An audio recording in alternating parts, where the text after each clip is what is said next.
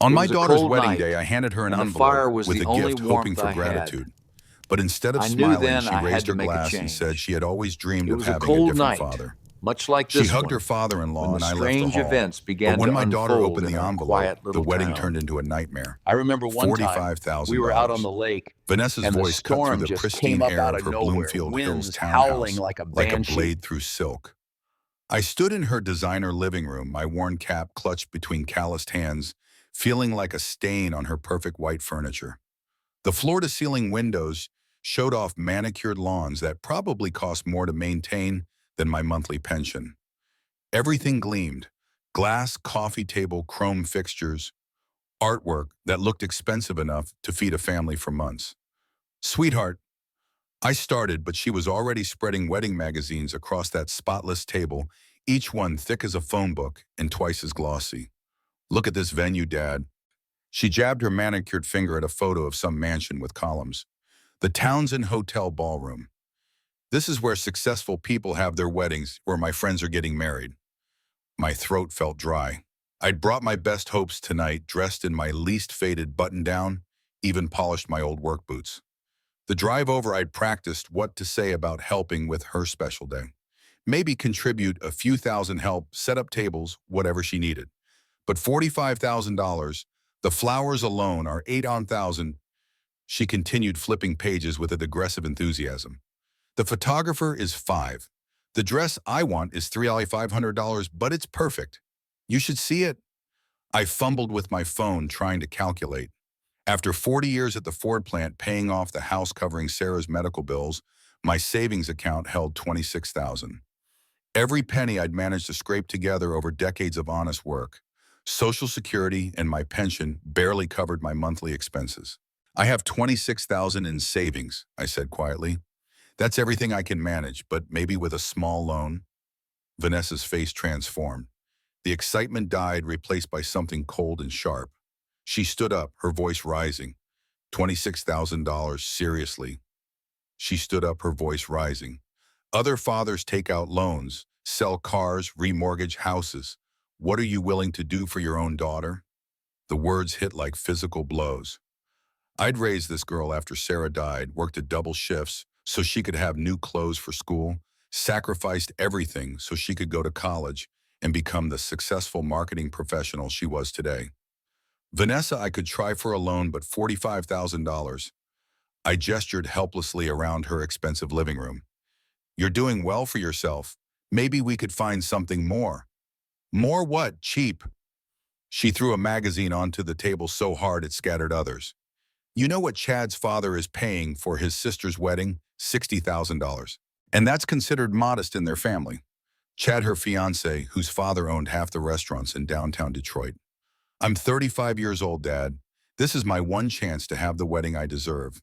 My friends' fathers would move heaven and earth for their daughters.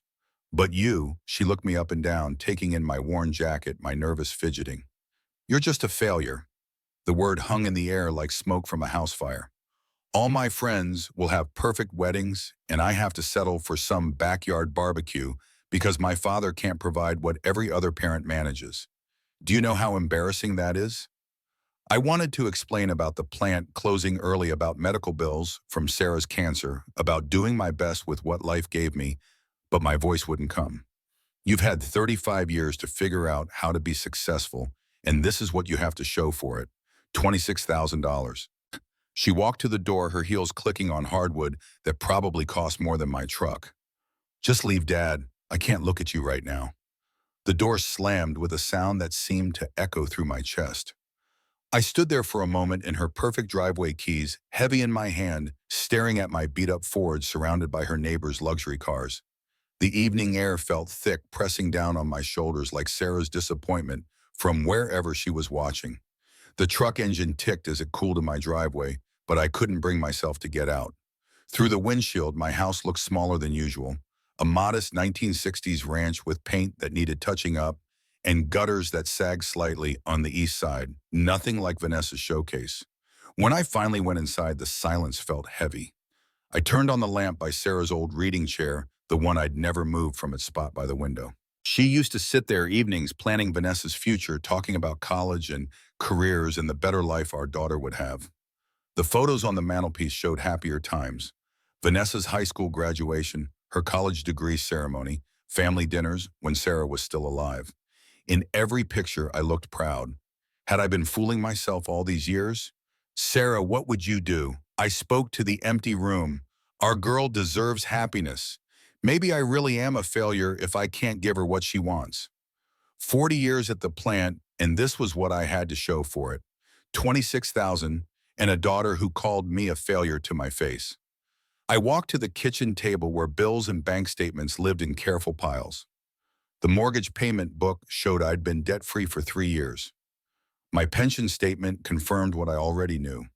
$600 monthly with Social Security adding another $100. Enough to live on, but hardly lavish. But maybe, I picked up my phone and dialed the bank's 24-hour loan line. The automated system walked me through options until a human voice answered. This is Jennifer. How can I help you tonight? Yes, I'm interested in a personal loan. My voice sounded steadier than I felt. $30,000. I can transfer you to someone who can discuss loan options. May I have your name and social security number? As I provided the information, I thought about Sarah's reaction to such financial risk. She'd been the careful one, the planner, but she'd also been the one who said love sometimes meant taking chances that scared you. The representative explained I'd need to come in for an appointment, bring documentation, discuss terms. The words washed over me like background noise. What mattered was the possibility. Maybe I couldn't be successful the way Robert Westfield was successful, but I could still be the father Vanessa needed. She called me a failure. Maybe she was right. But failures don't love their daughters enough to risk everything. I've found Sarah's favorite tea in the kitchen cupboard still there after 5 years. The smell brought back memories of her saying, "Michael, that girl is our greatest achievement, whatever it takes to see her happy." Tomorrow I'd go to the bank. Tonight I'd plan how to surprise Vanessa with enough money to help make her dream wedding a reality. Maybe then she'd see that her old man wasn't quite finished yet. The alarm clock went off at 6:30 the next morning, but I'd been awake for hours. First National Bank on Woodward Avenue looked more intimidating at 10 in the morning than it had any right to. Glass and steel reaching toward cloudy Detroit skies. Security cameras tracking every movement. The kind of building where important financial decisions happen to important people. I straightened my best button-down shirt and checked the folder containing my documentation. Pension statements, Social Security papers. 40 years of steady employment history. Sarah's voice whispered in my memory, "Stand tall, Michael. You're as good as anyone."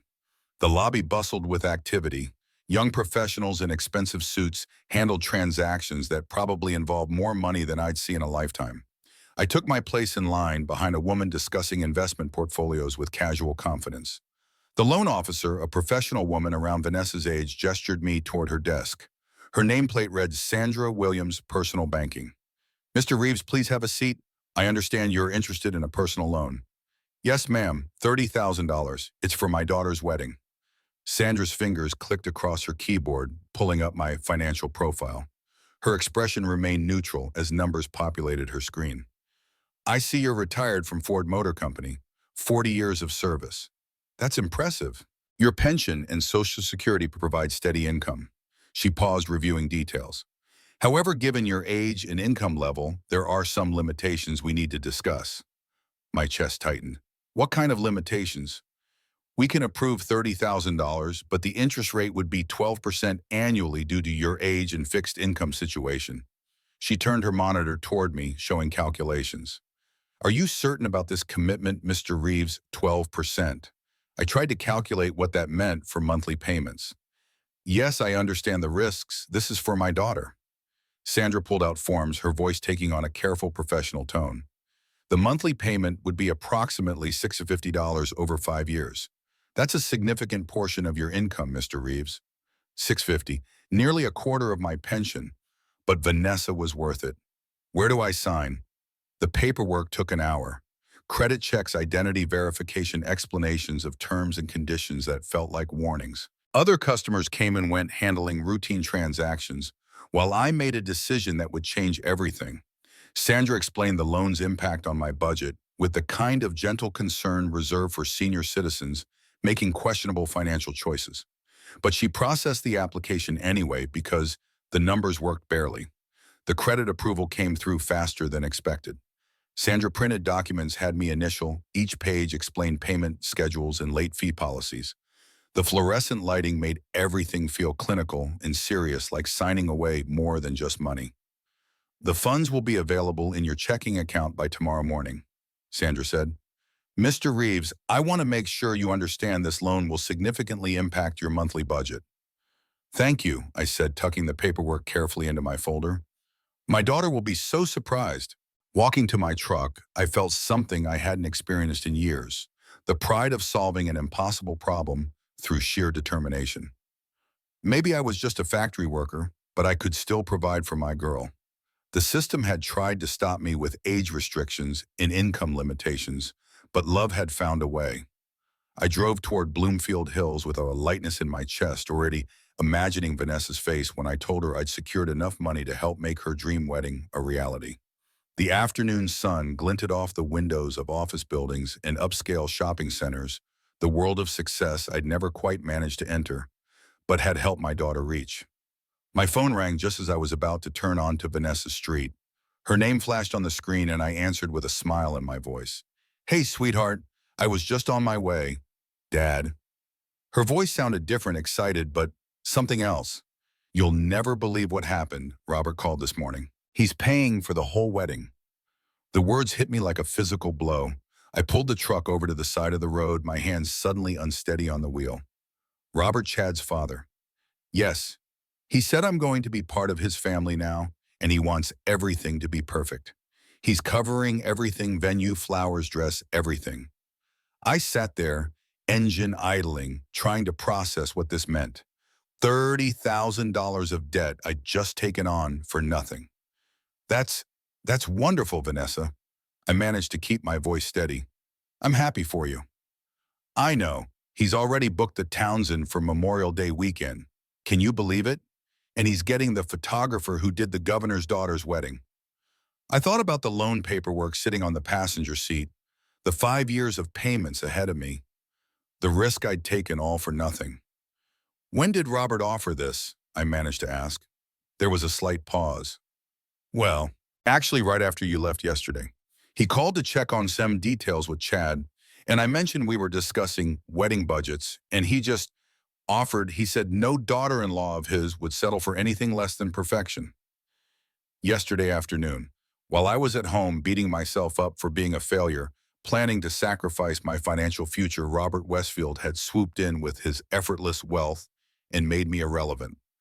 That's great news, I said, my voice hollow even to my own ears. I'm glad everything's working out for you. You don't sound happy, Dad. Isn't this amazing? Now you don't have to worry about the money at all. I swallowed hard. No, it's wonderful, really. I need to go take care of something. I'll call you later. I hung up before she could hear the crack in my voice. Sitting in my truck on the side of an affluent Bloomfield Hills street, I stared at the loan paperwork and felt the weight of my miscalculation. I'd have to go straight back to the bank and see if I could cancel the loan. There would be fees, penalties probably, but better than carrying debt I didn't need for the next 5 years. But it wasn't the money that hurt the most. It was how easily I'd been replaced. How quickly Vanessa had accepted Robert's offer without a second thought about what I'd been willing to do for her. How her enthusiasm made it clear that my contribution, even if it had been everything I had, would never have been enough. The drive back to the bank felt longer than it had that morning. Detroit's industrial landscape rolled past my windows. Empty lots where factories used to stand, boarded-up houses, the remnants of people who worked hard and got left behind. People like me. Sandra looked surprised when I walked back into First National Bank 3 hours after leaving. Mr. Reeves, is everything all right? I need to cancel the loan. Early repayment penalty, whatever it costs. Her professional smile flickered with concern. Are you sure we just processed this today?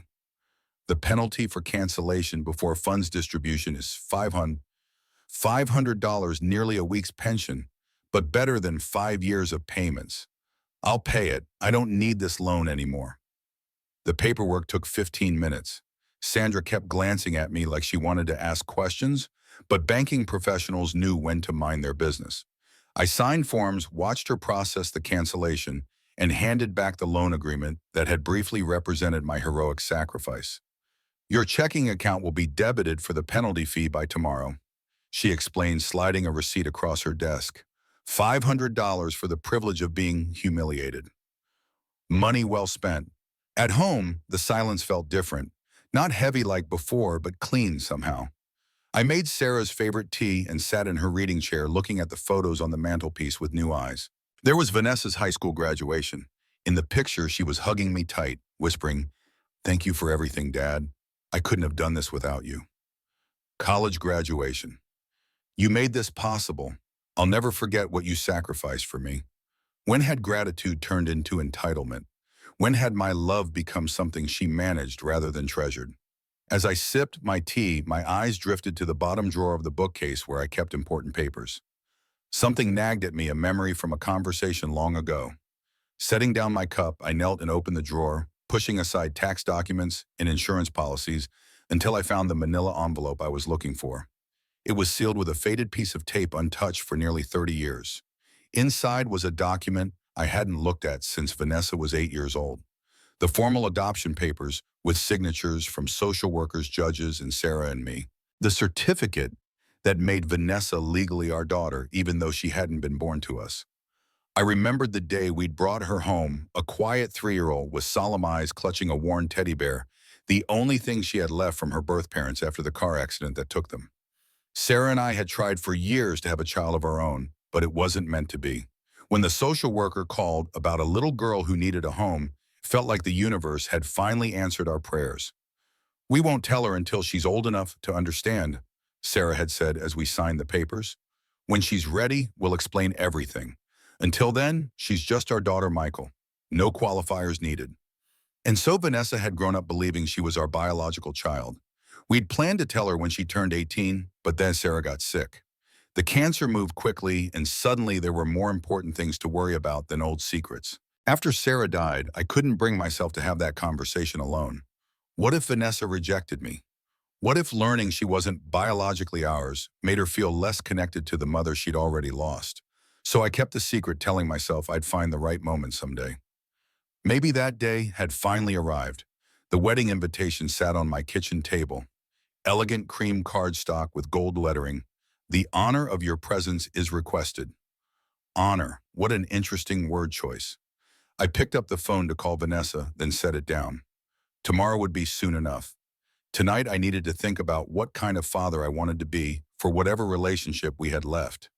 The tea was Sarah's blend, chamomile and mint. She used to say it helped her think clearly.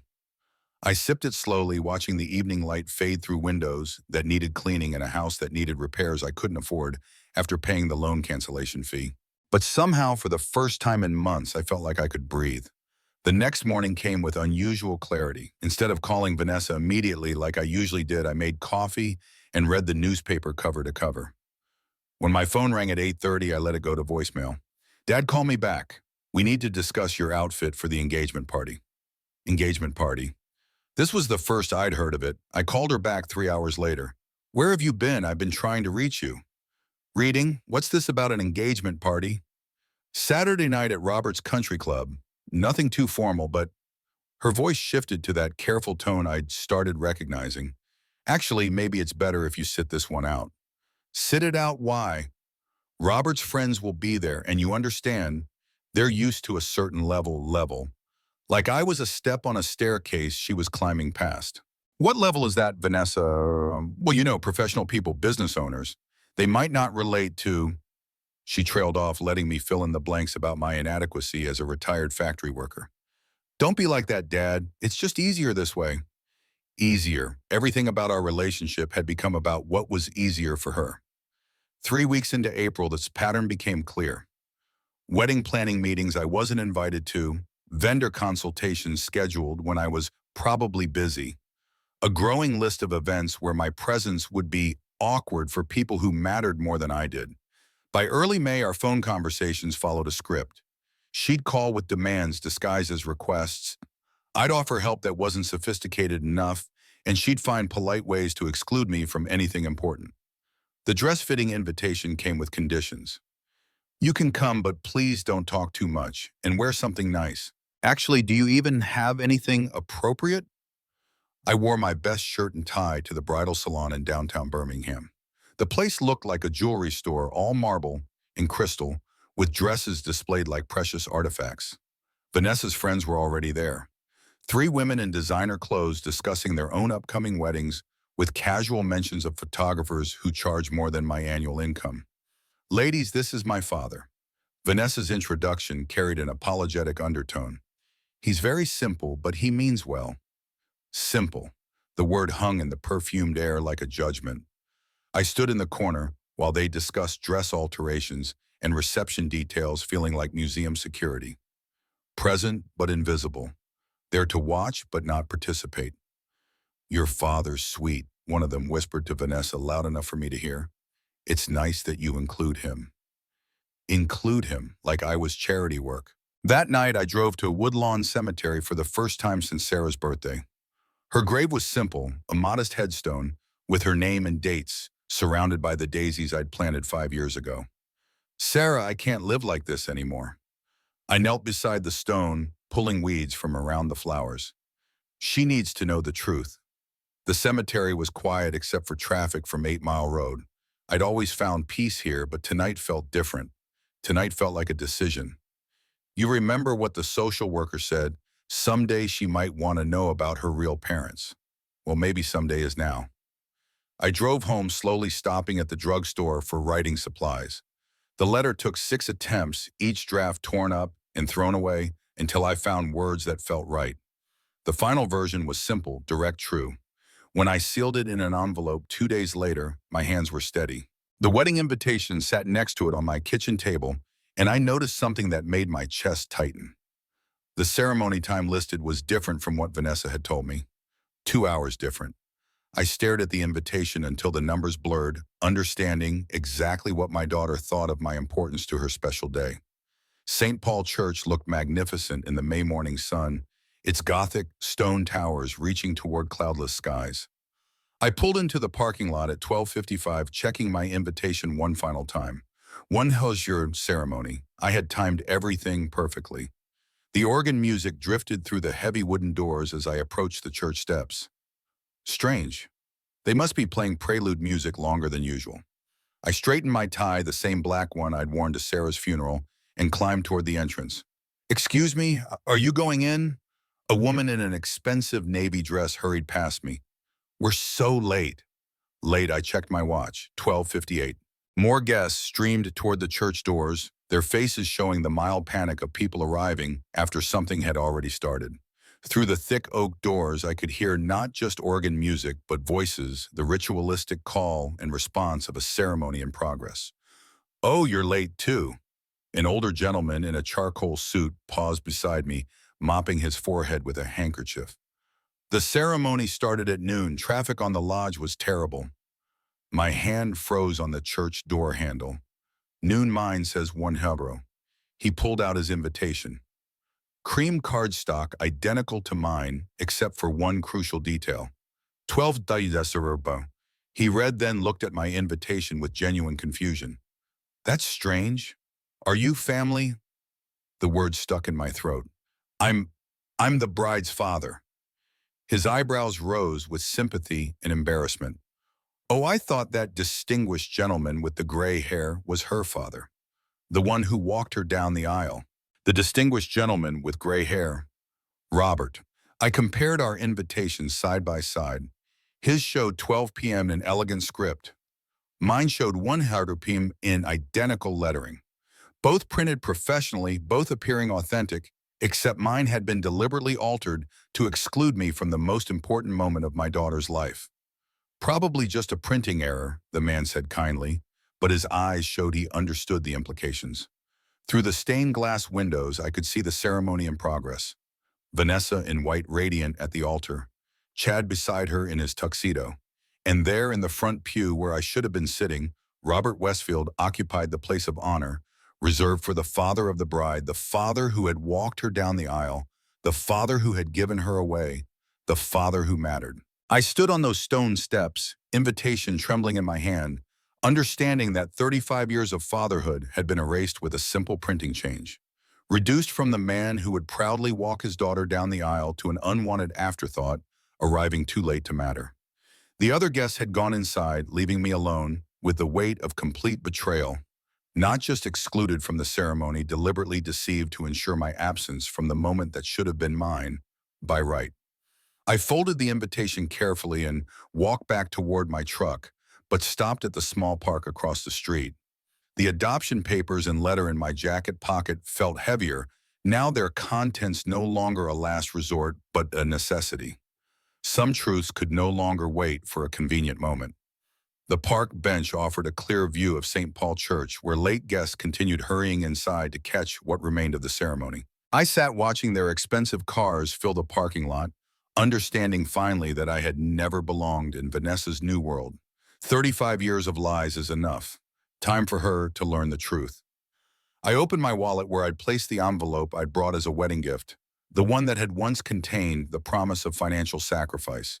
Empty now, except for the letter I'd written during those long nights in May, when sleep wouldn't come, and Sarah's memory whispered that some secrets were crueler than the truth. The handwritten pages felt substantial in my hands. 4 sheets of careful cursive telling the story Vanessa had never heard, about the phone call that changed everything, about a 3-year-old girl who lost her parents in a single terrible moment, about Sarah and me unable to have children, being offered a miracle we'd never expected. My dear Vanessa, the letter began. There are things you must know before you begin your new life, things about who you really are and what you've lost today by choosing strangers over the man who raised you as his own. I folded the pages back into the wedding envelope, sealing it with the kind of finality that couldn't be undone. I was done being her financial resource. This gift would cost her something far more valuable than money. Sarah, forgive me, but she needs to know what she really lost today. The church bells began their announcement that the ceremony was ending. Through the stained glass windows, I could see movement as the wedding party prepared for their triumphant exit. Soon they would move to the reception area where guests would offer congratulations and presents, where I would blend in like any other guest, carrying my gift with patience and purpose. I stood from the bench, brushing dust from my suit, the same dark suit I'd worn to Sarah's funeral, to Vanessa's college graduation, to every important moment of our life together. Today it would serve one final purpose. My reflection in my phone's camera showed a man I barely recognized. Not the desperate father who'd begged for scraps of appreciation, but someone who understood his own worth, someone who would no longer accept being diminished. The envelope felt light in my hand as I crossed the street toward the church. Behind me, the park bench sat empty, marking the spot where Michael Reeves, the victim, had died and someone else entirely had taken his place. The church doors opened as I approached, and the first wedding guests began emerging into the sunshine, their faces glowing with celebration. I joined the stream of well-wishers moving with purpose toward the reception area. It was time to give my daughter the wedding gift she truly deserved. The reception hall hummed with celebration as I entered, my envelope held casually at my side. Guests clustered around linen-covered tables, champagne glasses, catching afternoon light through tall windows. The scent of expensive flowers filled the air, roses and lilies that probably cost more than my monthly pension. Vanessa stood in the receiving line, resplendent in her wedding gown, greeting guests with the radiant smile I remembered from her childhood. Chad beside her, Robert hovering nearby like a proud patriarch, accepting congratulations for his generosity. I moved through the crowd purposefully but calmly, other guests parting respectfully when they realized I was approaching the bride, the father of the bride finally arriving to offer his blessing. Dad, Vanessa's face showed genuine relief mixed with nervous energy. You came. I was worried when you weren't in the church. Sorry about the time confusion. Probably just a printing error. Her voice carried that practiced lightness she used when managing embarrassing situations, as if my exclusion from walking her down the aisle was merely an unfortunate mistake rather than a calculated insult. Of course, I replied smoothly, stepping forward with my envelope. Just an error. Congratulations to you and Chad. I presented the envelope with both hands, my voice taking on unusual gravity.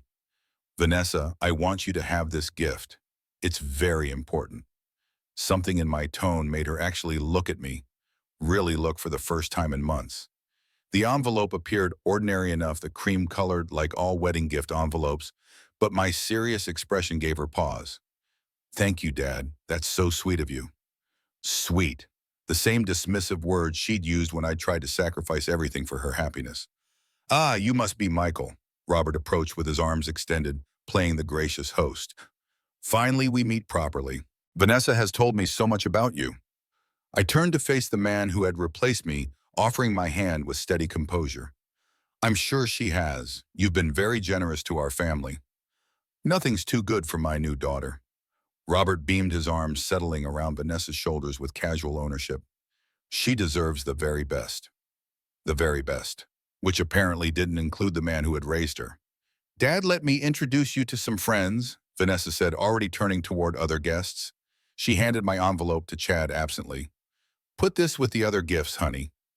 I watched the letter disappear into Chad's hands, then get placed on the gift table among dozens of other presents. Somewhere in that pile of ribbon and wrapping paper sat the truth that would change everything. Such a beautiful ceremony, a guest commented to me. You must be so proud. Yes. I replied, my eyes following Vanessa as she moved through the reception, accepting congratulations and praise. Very proud of how everything turned out. The photographer moved through the crowd, capturing moments of joy and celebration. I wondered if he'd photograph the gift-giving moment, preserving forever the instant when justice disguised itself as love.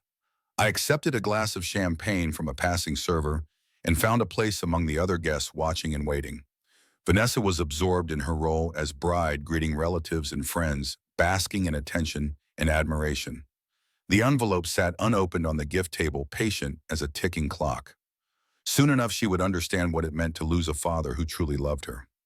Soon enough, she would learn the difference between the man who had chosen to raise her and the stranger who had simply written a check. I sipped my champagne and smiled at fellow guests, playing the part of the proud father one final time. Crystal glasses chimed like wedding bells as guests gathered in a semicircle around the newlyweds. The Renaissance Center's floor-to-ceiling windows framed Detroit's skyline in golden afternoon light, creating the perfect backdrop for Vanessa's moment of triumph. Everyone please, she raised her champagne flute high, her voice carrying across the reception hall with practiced confidence. I want to thank everyone who made this day possible. The photographer positioned himself to capture her radiant smile, the designer gown catching light like spun silk. Around me, guests turned their attention toward the bride, faces expectant and warm. Especially Robert, Vanessa continued, her eyes finding him in the crowd. You've shown me what it means to have a father who truly cares. I've always wanted a different father, and finally that dream has come true. The words hit the room like a physical blow. Conversation stopped mid-sentence. Champagne glasses froze halfway to lips. The comfortable murmur of celebration died into shocked silence. I felt every eye in the room flicker toward me, then quickly away. Some guests stared at their shoes. Others found sudden interest in the floral arrangements. The photographer's camera clicked, preserving the moment for eternity. Robert, you're the father I never had. Vanessa beamed, walking toward him with arms extended. Thank you for showing me what real generosity looks like. Robert embraced her with obvious pleasure, accepting the role she'd thrust upon him. His smile was triumphant as he held his new daughter, completely comfortable with replacing a man who'd devoted 35 years to raising her. Vanessa, you're the daughter I always dreamed of having, he replied loud enough for everyone to hear. Around us, the silence stretched uncomfortably. A few guests attempted polite applause, but it died quickly when they realized the cruelty of what they'd witnessed. Others whispered behind hands, their faces showing the kind of secondhand embarrassment that comes from watching someone humiliate themselves publicly. I stood perfectly still, champagne glass steady in my hand, watching my daughter embrace her replacement father while dismissing 3.5 decades of love as inadequate. No anger showed on my face, no hurt, just the calm understanding that this was exactly who she'd always been, and I'd finally stopped pretending otherwise. The gift table sat 20 feet away, my envelope buried among expensive presents from Robert's wealthy friends. Soon enough, she'd discover what her cruel words had cost her. I set my champagne glass on a nearby table and walked quietly toward the exit.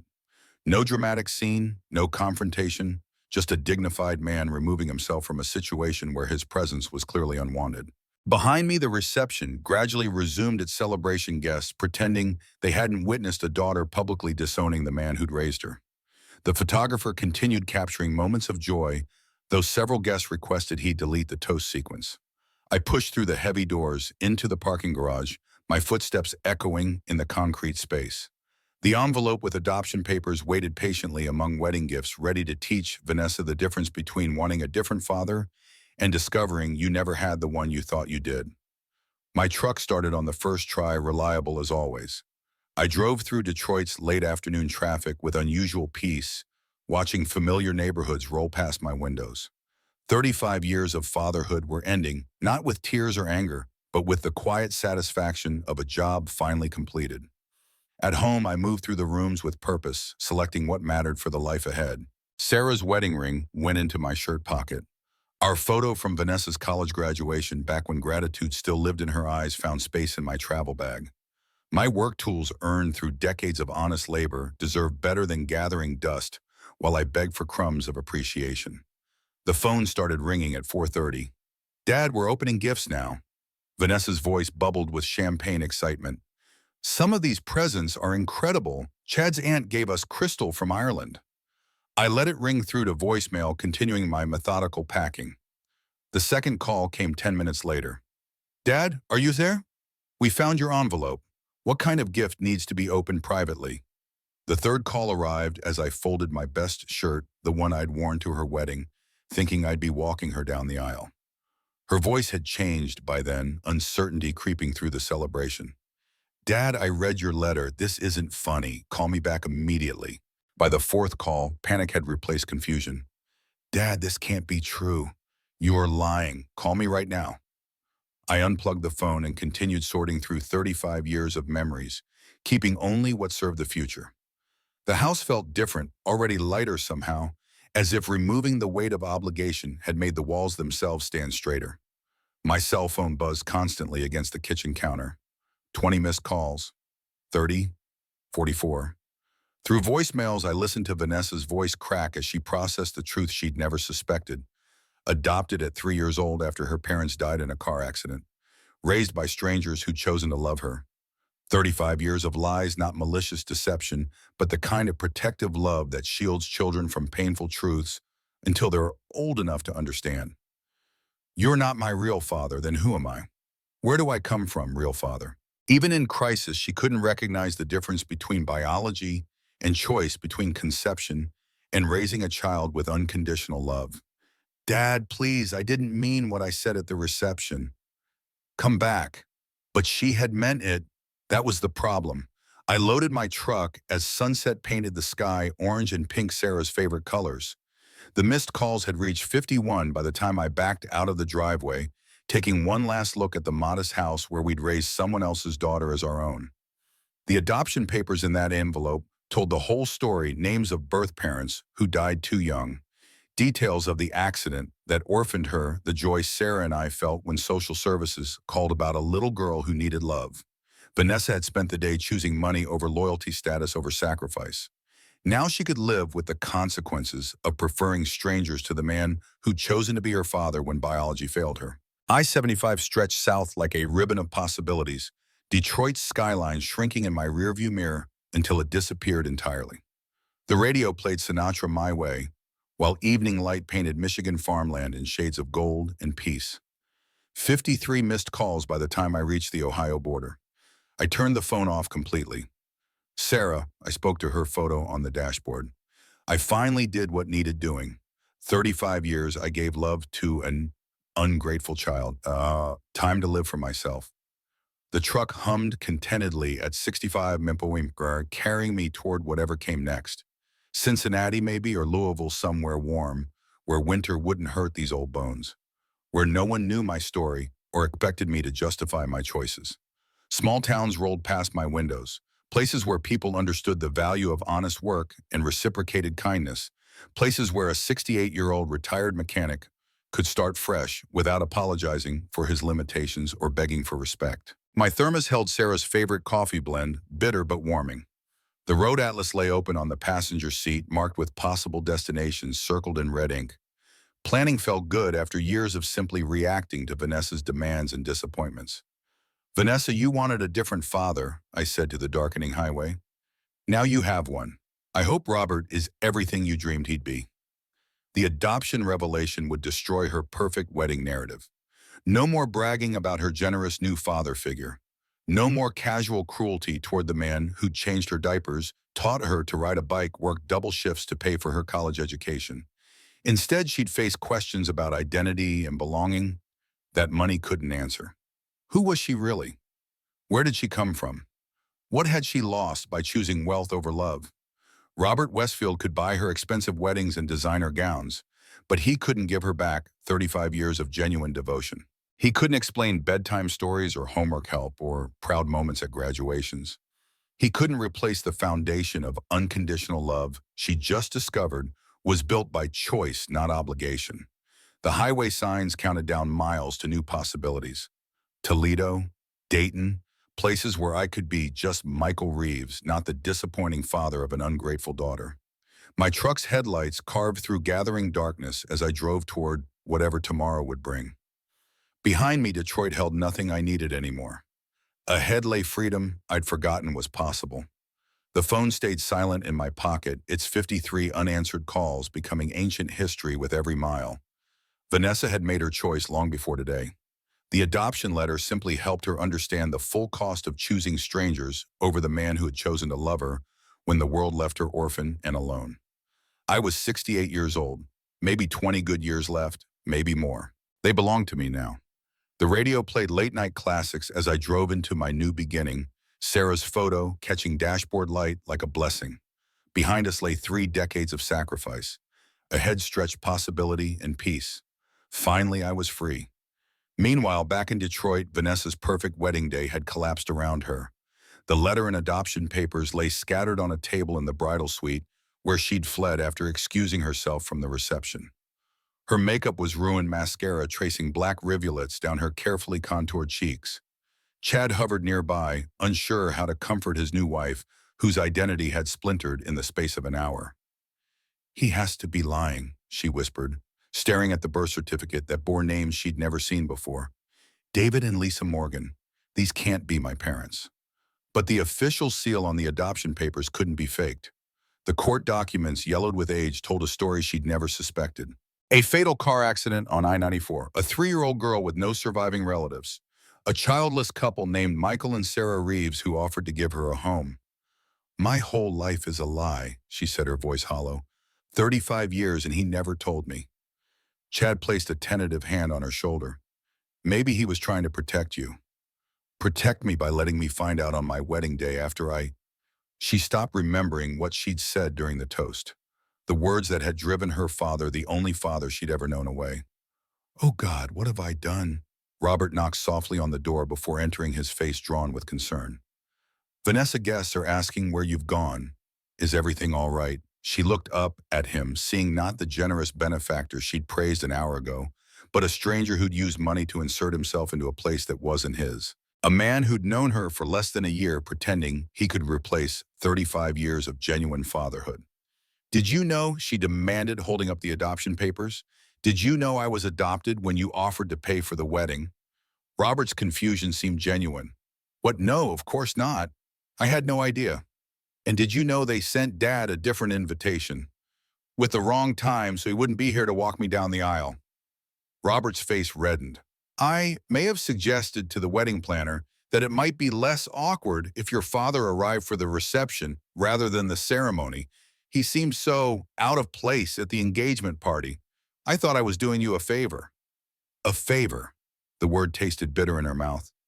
"You decided my real father, the man who raised me, wasn't good enough to give me away at my own wedding." "Vanessa, please. I only wanted what was best for you. For Chad." She stood gathering the papers with shaking hands. "What's best for me? You don't even know me. You've known me for 8 months. He's known me for 35 years. Every skinned knee, every nightmare, every report card. That was him, not you." "I think you're being a bit dramatic," Robert said, his benevolent mask slipping slightly. "After all, I did pay for this entire wedding." And there it was, the transaction laid bare. Money in exchange for replacing a father who'd given something far more valuable. "Keep your money," Vanessa said, moving toward the door. "I need to find my dad." Chad stepped forward, finally finding his voice. Vanessa, you can't leave now. What about our guest, the reception? She paused, looking at her new husband with fresh eyes. Had he known about the invitation deception? Had he stood by while his father systematically pushed Michael Reeves out of his rightful place? Did you know about this? She asked, her voice barely a whisper. Chad's hesitation told her everything. I thought so. She slipped the diamond ring from her finger and placed it on the table beside the adoption papers. Tell everyone whatever you want. I have to go. Vanessa, wait, both men called after her, but she was already running down the hallway, her wedding dress gathered in her hands, her perfectly planned day forgotten in the desperate need to undo what couldn't be undone. In the parking garage, she fumbled for her keys before remembering she'd arrived in a limousine. Her purse was back in the bridal suite along with her phone and wallet. Stranded in a wedding dress with nowhere to go, she sank onto a concrete parking bumper and buried her face in her hands. Need a ride? She looked up to find her maid of honor, Jenna, standing beside her, car keys in hand. I saw you run out, Jenna explained. Figured you might need an escape vehicle. I've made a terrible mistake, Vanessa said, climbing awkwardly into the passenger seat, her dress billowing around her like a deflating parachute. I need to find my dad. I know. Jenna started the engine. I heard what you said in that toast. We all did. The words hung between them, the memory of public cruelty that couldn't be erased. He left me a letter, Vanessa said, staring out the window as they exited the parking garage.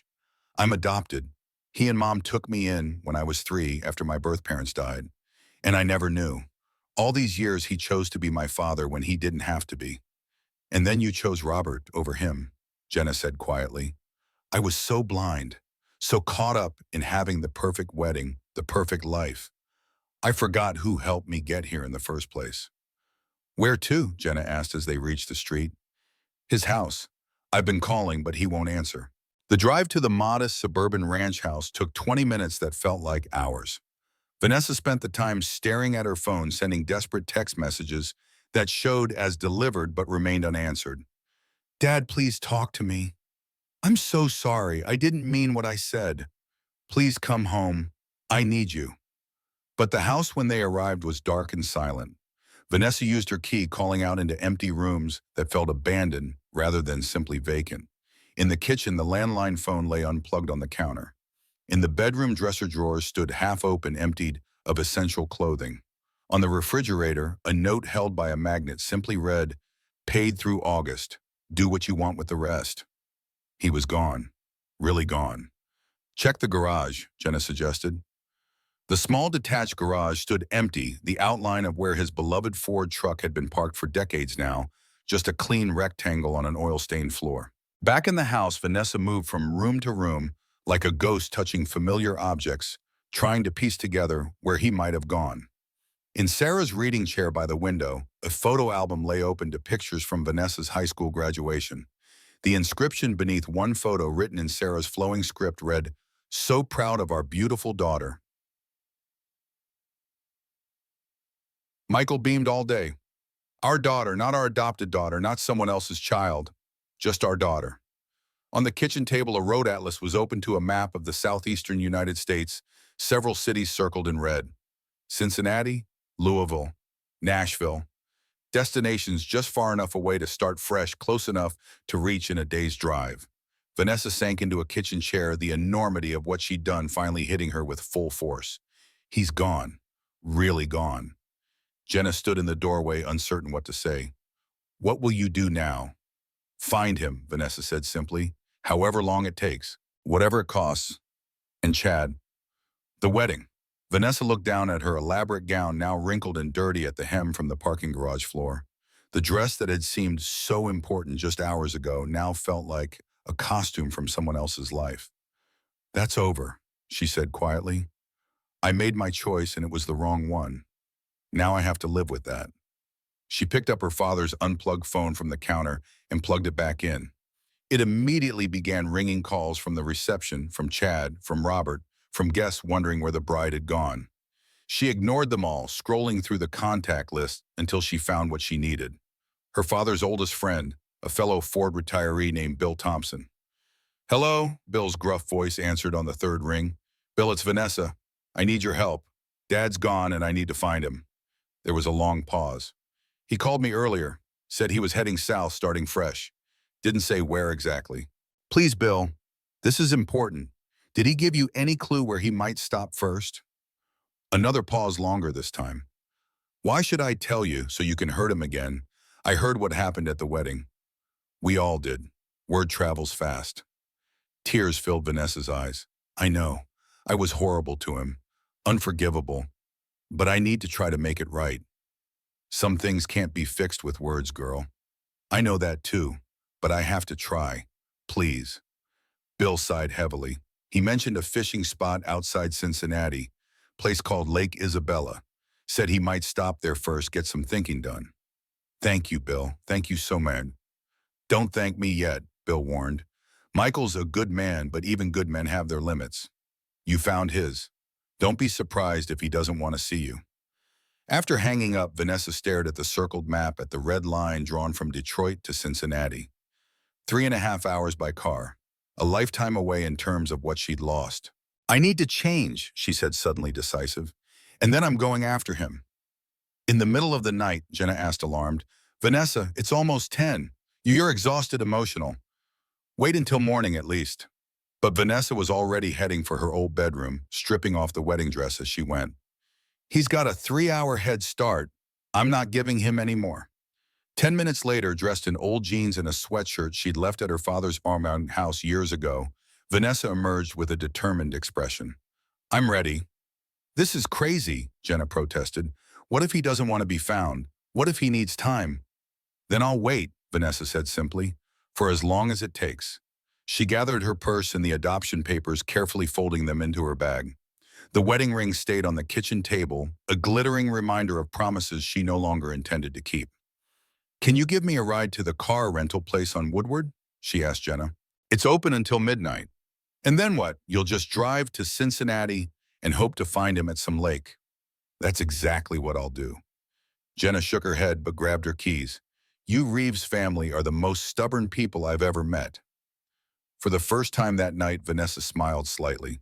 I'm not actually a Reeves by blood, remember, but I guess some things you learn by example.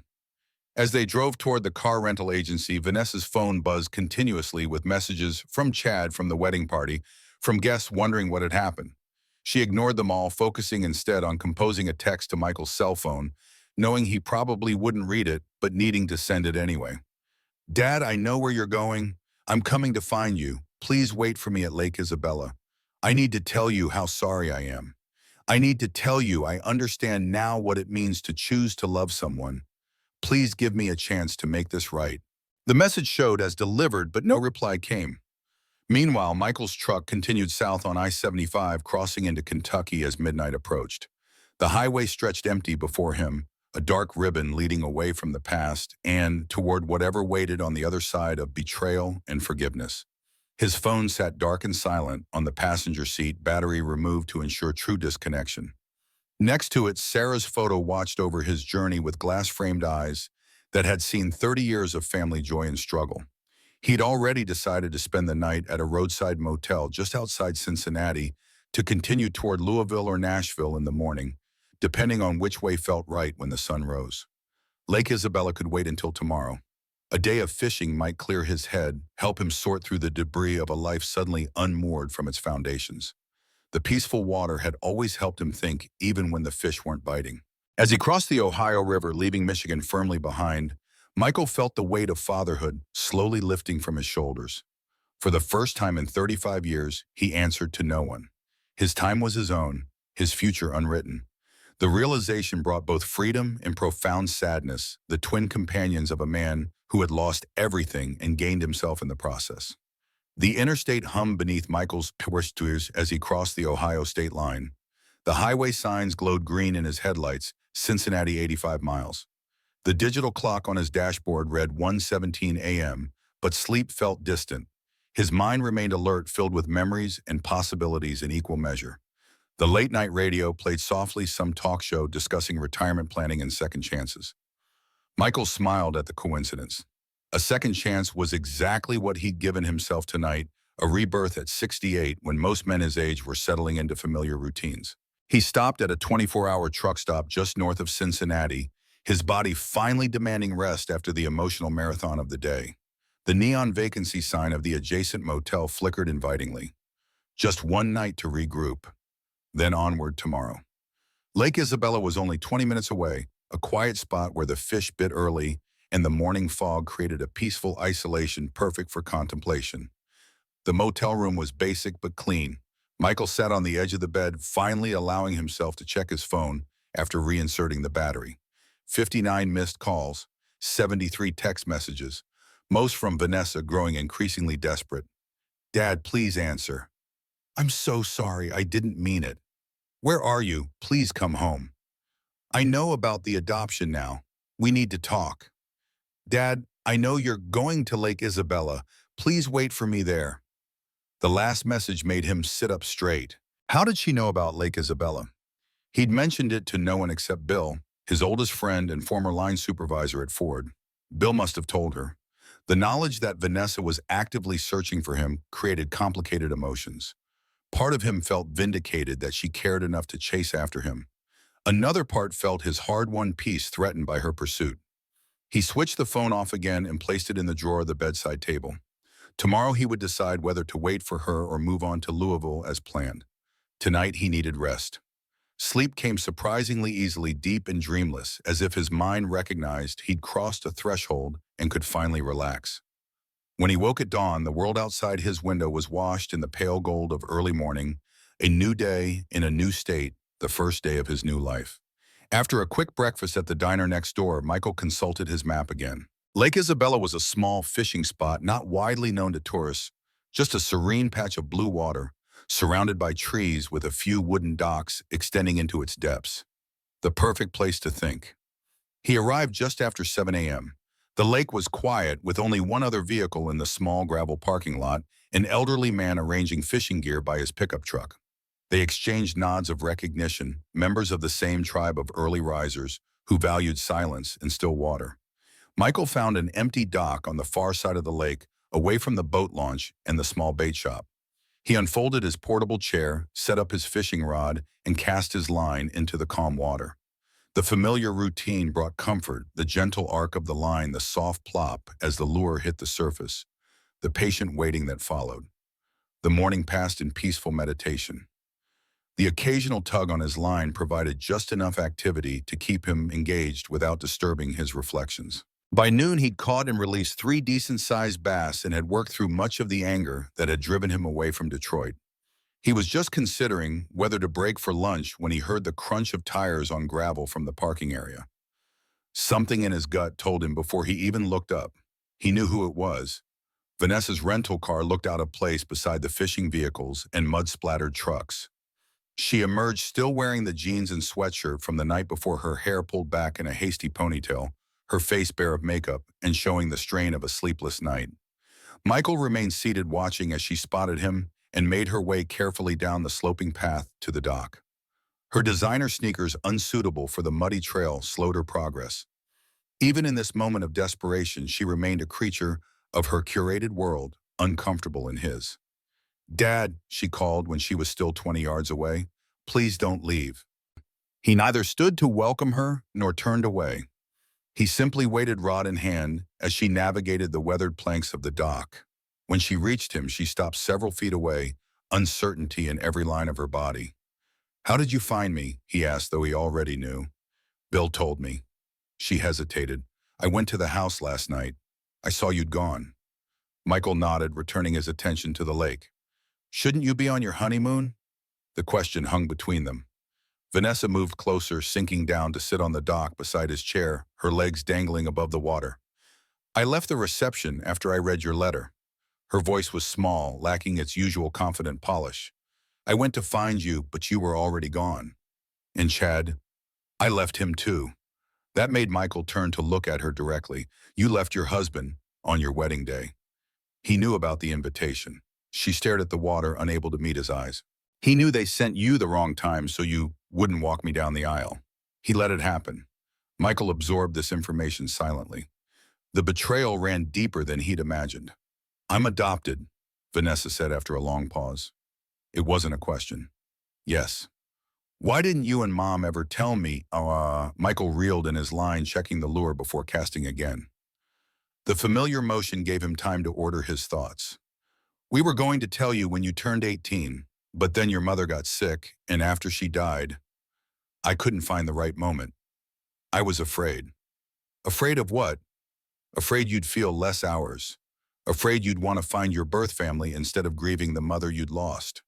Afraid you'd reject me. He looked at her directly. Afraid you'd start wishing for a different father. The words struck home. Vanessa flinched, tears welling in her eyes. I didn't mean what I said at the reception, she whispered. I was caught up in a moment in all Robert had done in the fantasy of it all. But you meant it enough to have them send me a different invitation. You meant it enough to let Robert walk you down the aisle. I was wrong, so wrong. Tears were flowing freely now, tracing silver paths down her cheeks. When I saw what you'd written, when I realized what you and Mom did for me. Dad, my whole life has been a lie, but the biggest lie was the one I told myself that anyone could ever replace you. Michael felt the familiar urge to comfort her, to make everything better as he had when she was small. But the hurt was still too fresh, the betrayal too complete. 35 years, Vanessa. I changed your diapers. I taught you to ride a bike. I worked double shifts to put you through college. And none of that meant anything when Robert Westfield offered you a fancier wedding. It meant everything, she insisted. I just lost sight of what mattered. I got caught up in the wedding and being accepted by Chad's family and proving I belonged in their world. You've been pulling away for years, Michael said quietly. This didn't start with the wedding. Every time you got a promotion, every time you moved to a better neighborhood, every time you found new friends, you left a little more of me behind. Vanessa stared at him, the truth of his words sinking in. I never meant to. I just wanted more. More than I could provide. No, that's not. It is, he interrupted gently. And that's okay. Parents want their children to have more than they had. I wanted you to have every opportunity. I'm proud of what you've accomplished. But somewhere along the way, you stopped being grateful and started being entitled. You stopped seeing me as the father who gave you everything he could and started seeing me as the father who couldn't give you everything you wanted. The truth of his words hung in the air between them. For perhaps the first time in her adult life, Vanessa had no defensive response, no clever reframing of the situation to make herself feel better. I don't know who I am anymore, she said finally. My name isn't even Reeves. I'm not who I thought I was. Michael set his fishing rod aside and turned fully toward her. Your name is Vanessa Reeves because Sarah and I chose you. We chose to love you, to raise you, to make you ours in every way that matters. Biology doesn't make a family, Vanessa. Choice does. Then why did you leave if choice is what matters? Why did you drive away? Because you chose someone else, Michael said simply. You chose Robert to be your father. You said it yourself, he's the father you always wanted. I respected your choice, even though it broke my heart. Vanessa buried her face in her hands. I don't want him. I never did. I want my real father back. And which father is that? The biological one you never knew? The one who gave you expensive things? Or the one who gave you his life? She looked up, her face streaked with tears, but suddenly fierce. The one sitting right here. The one who chose me when he didn't have to. The one I hurt because I was too blind to see what was right in front of me. Michael felt something shift inside him like ice breaking up on a winter lake. The hurt was still there, but something else was emerging, the possibility of forgiveness, not for her sake, but for his own. I'm starting over, Vanessa. I'm 68 years old and I've given you everything I had to give. Now I need to live whatever time I have left for myself. I understand, she said, surprising him. You deserve that, but please, can I be part of that new life? Can I earn back the right to be your daughter? Before Michael could answer, his phone buzzed in his pocket.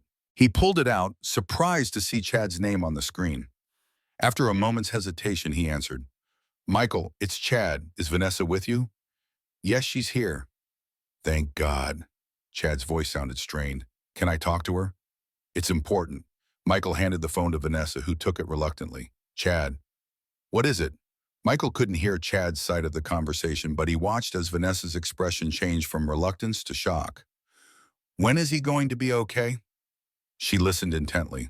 Yes, we'll come right away. Text me the hospital details. She ended the call and handed the phone back to Michael, her face pale. Robert had a heart attack at the hotel this morning. They've taken him to Cincinnati General. It's serious. Go, Michael said immediately. You should be there. Will you come with me? She asked, her voice small. Please, I can't face this alone. Michael looked at her, really looked at her, and saw not the entitled woman who had dismissed him at the wedding, but the little girl he'd raised scared and seeking comfort from the only father she'd ever known. Despite everything, his heart softened. Let me pack up my gear. The drive to the hospital took 20 minutes past in tense silence. When they arrived at the cardiac care unit, they found Chad pacing the waiting room, still wearing his rumpled tuxedo shirt from the day before. Vanessa, he rushed forward, then stopped, uncertainty in his eyes. I didn't think you'd come. How is he? She asked, keeping her distance. In surgery, triple bypass. The doctor said it was a massive attack, probably brought on by, he glanced at Michael, by stress. The implication hung in the air. The wedding disaster, Vanessa's disappearance, the public humiliation, all potential triggers for Robert's condition. This isn't anyone's fault, Michael said firmly. Heart problems don't develop overnight. A doctor approached, still wearing surgical scrubs. Mr. Westfield, he addressed Chad. Yes, how is my father? He's stabilized. The surgery went well, but he's not out of danger. The next 24 hours will be critical. Can we see him? Chad asked. He's in recovery now. Once he's moved to intensive care, immediate family can visit briefly. The doctor left, and an awkward silence fell over the group. Chad looked at Vanessa, pain and confusion in his eyes. Where did you go? Why did you leave like that? Vanessa glanced at Michael, then back to Chad. I needed to find my father, my real father. Real father. Chad's confusion deepened. What are you talking about? I'm adopted, Vanessa said quietly. I just found out yesterday. Michael and Sarah adopted me when I was 3 after my birth parents died in a car accident. Your father knew about it. He knew, and he deliberately scheduled the ceremony early so Michael wouldn't be there to walk me down the aisle. Chad's face registered shock, then disbelief. That's not possible. Dad would never. He admitted it to me, Vanessa interrupted, right before I left the reception. He said he thought he was doing me a favor. Chad sank into a waiting room chair, the weight of these revelations visibly crushing him. I knew about the invitation time, he admitted. Dad said Michael had requested to come only for the reception, that it would be easier for everyone that way. I believed him. You believed him because it was convenient, Michael said, not unkindly.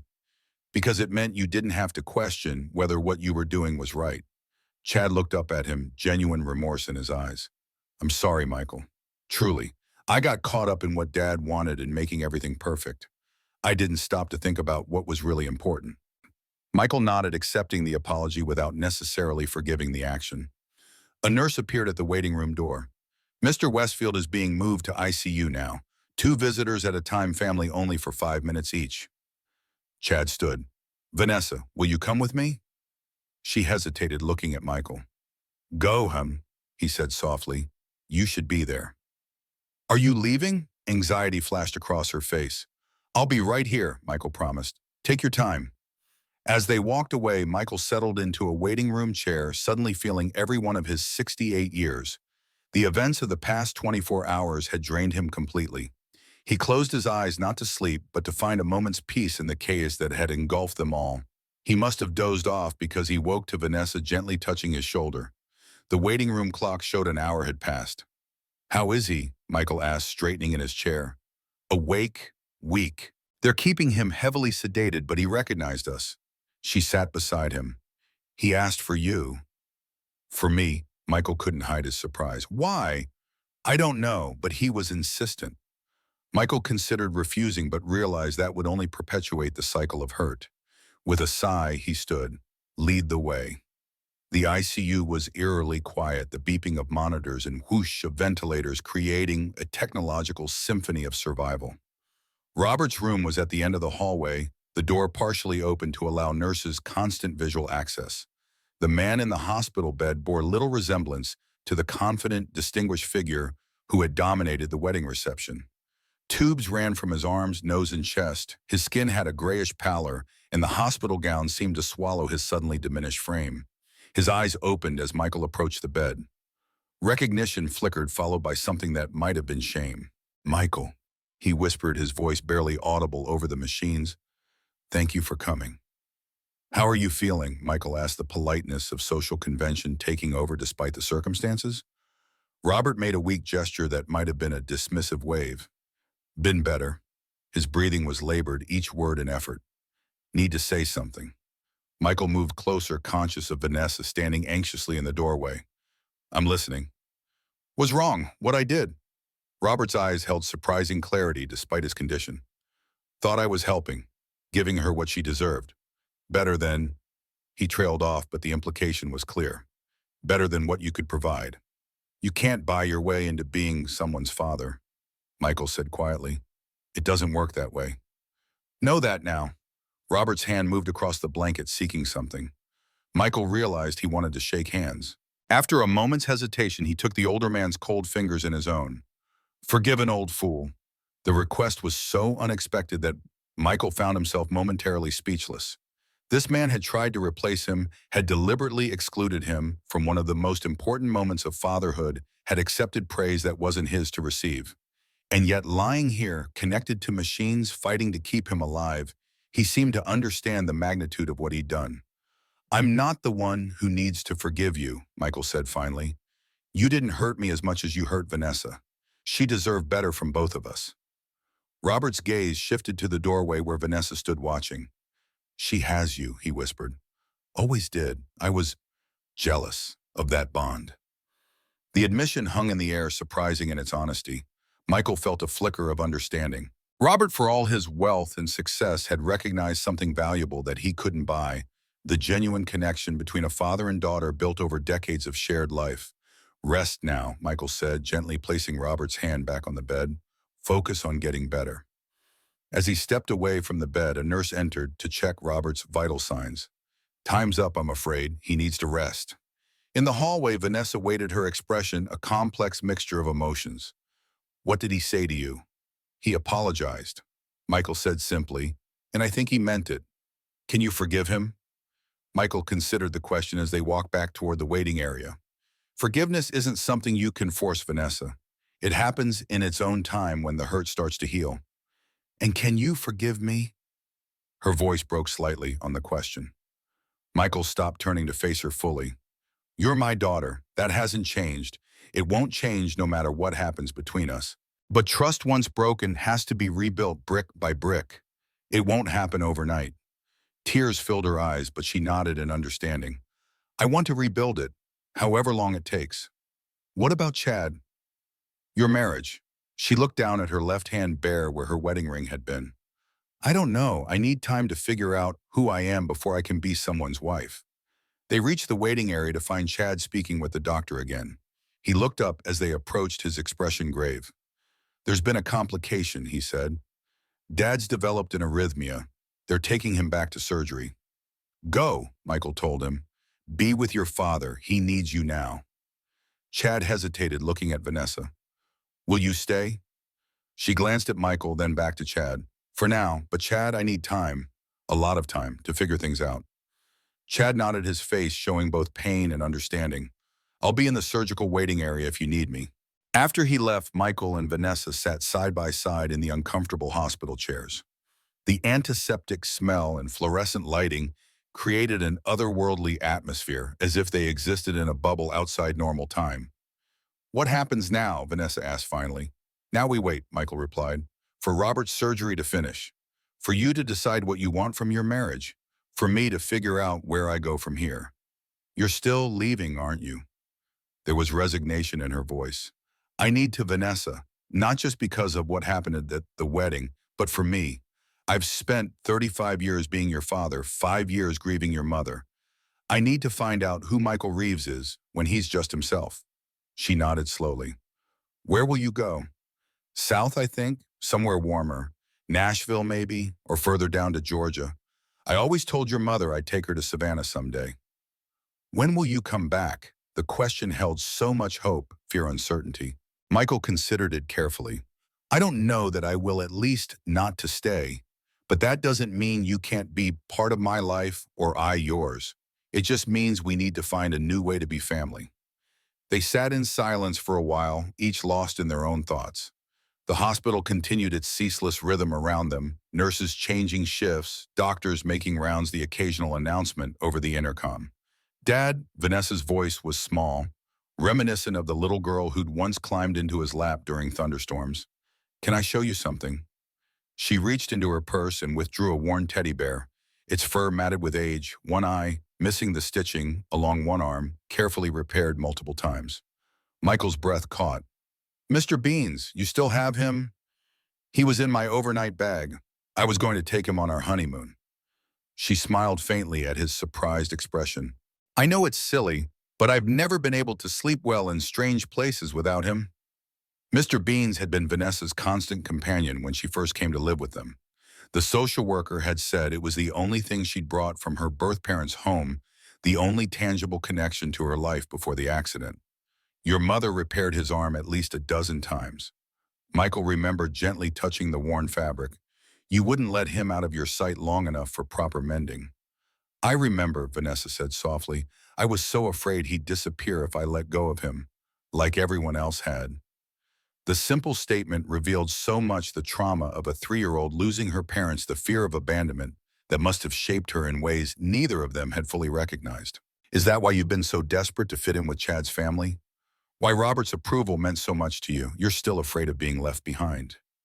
Vanessa stared at the teddy bear in her hands, tears falling silently onto its worn fur. Maybe. I never thought about it that way. But ever since Mom died, I felt this emptiness, this fear that I don't really belong anywhere, that everyone I love will eventually leave. Like I'm doing now, Michael said quietly. Yes, but it's different this time. Because now I understand why. She looked up at him, her eyes red but clear. You're not abandoning me, you're finding yourself, and I need to do the same. A nurse appeared in the waiting room doorway. Ms. Reeves, Mr. Westfield is asking for you. Vanessa stood, then hesitated. Dad, go, Michael said gently. I'll wait.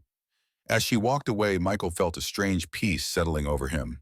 The pain wasn't gone, it might never fully disappear, but it had transformed into something more complex, more nuanced.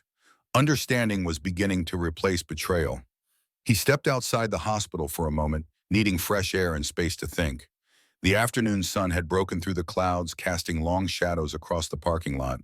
In the distance, the Cincinnati skyline rose against a blue sky, not Detroit, but not entirely unfamiliar either. A new place with new possibilities. His phone buzzed with a text from Bill. Everything okay? Call when you can. Michael smiled, grateful for the friend who'd been a constant in his life for over 40 years. No matter where he went from here, some connections would remain unbroken. When Vanessa returned 30 minutes later, her expression was somber, but composed. Chad's staying at the hospital. Robert's stable again, but the doctor says recovery will be a long process. What do you want to do? Michael asked. She took a deep breath, seeming to stand taller. I need to go back to Detroit, close up the townhouse, sort through things, figure out what comes next. And Chad, we're going to take some time apart, figure out if there's anything left to salvage. She twisted her hands together nervously. Dad, would you come back to Detroit with me just for a few days? I'm not asking you to stay. I need my father right now. Michael considered the request. His instinct for freedom warred with the pull of his daughter's need. Finally, he nodded. I'll follow you back. Stay a few days to help you get sorted. But then I need to continue my journey. Relief washed over her face. Thank you. The drive back to Detroit was made in separate cars, Michael in his trusty Ford, Vanessa in her rental. They stopped once at a roadside diner for a late lunch.